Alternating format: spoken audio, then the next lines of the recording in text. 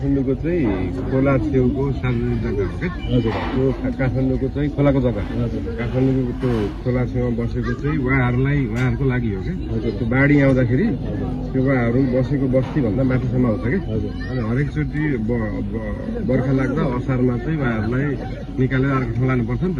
काठमाडौँमा गर्न खोजेको चाहिँ उहाँहरू जोखिममा बस्नु भएकोलाई सेफ ठाउँमा राख्नु पर्यो भनेको। तर त्यस्तो गलत नेगेटिभ चाहिँ डोजर जस्तो देखियो। खास चाहिँ मान्छेको ज्यान जोगाउनलाई हो खोला छेउबाट हटाउन खोजेको।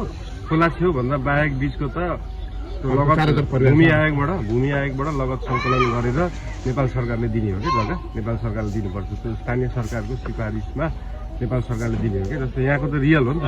यहाँको त 40-50 वर्ष अगाडिदेखिको त रियल भयो। 48 सालदेखि 23वटा आयोग भन्यो, तर तपाईँहरू अझै पनि अहिलेसम्म लगत सङ्कलन भएको छैन।